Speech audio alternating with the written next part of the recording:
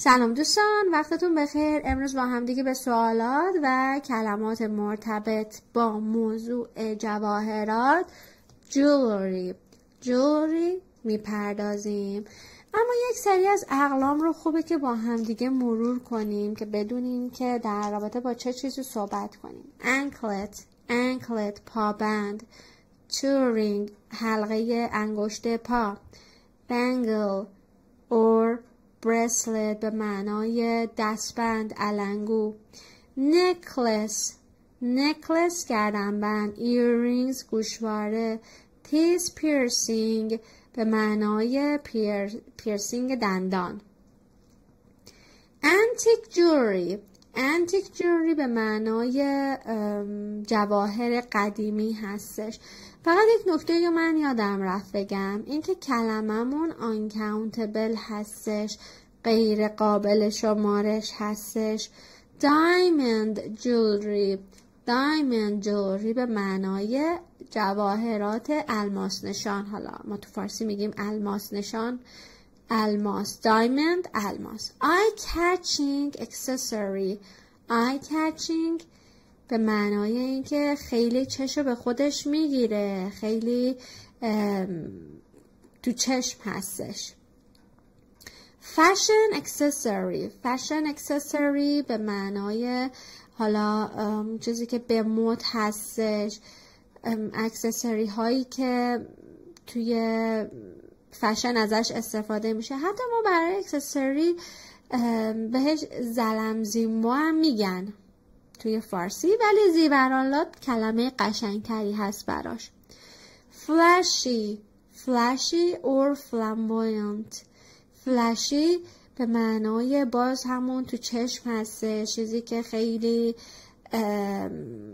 نظر رو به خودش جلب میکنه. فقط کلمه هست informal، غیر رسمی هستش.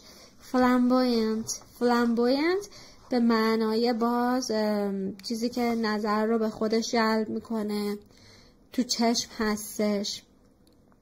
fake necklace به معنای گردنبندی هستش که بدلیه.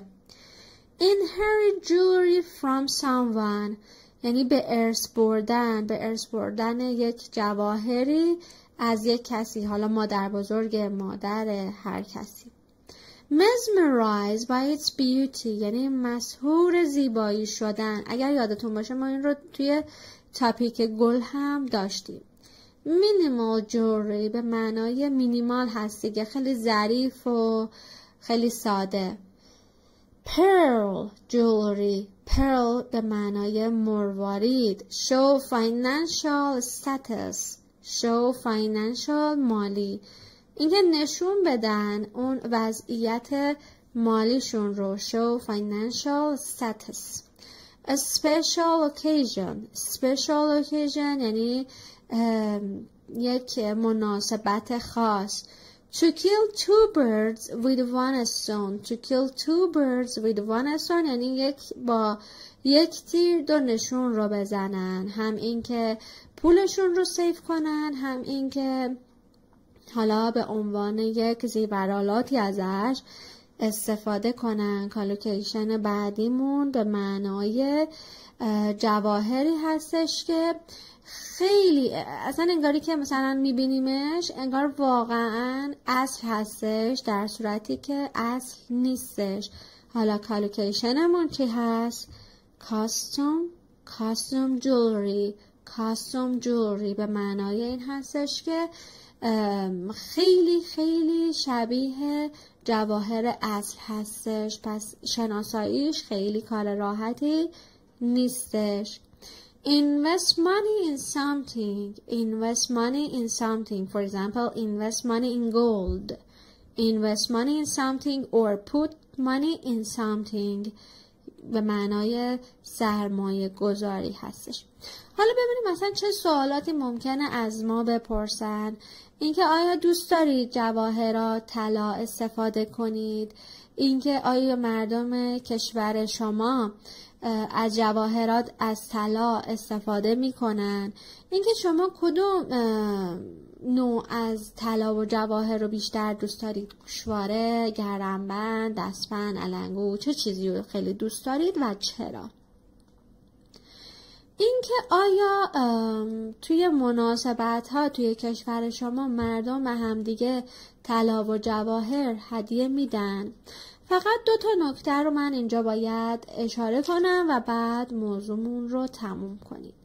ببینید زمانی که ما یک ال داریم سبک امریکن هستش، ولی وقتی 2 ال هست حالت بریتیش میشه. پس دابل ال بریتیش، 1 ال امریکن. و موضوع بعدی این هستش که دیدید ما میگیم مثلا طلا انداختم، اونها از فعل ور استفاده میکنن به معنی پوشیدن.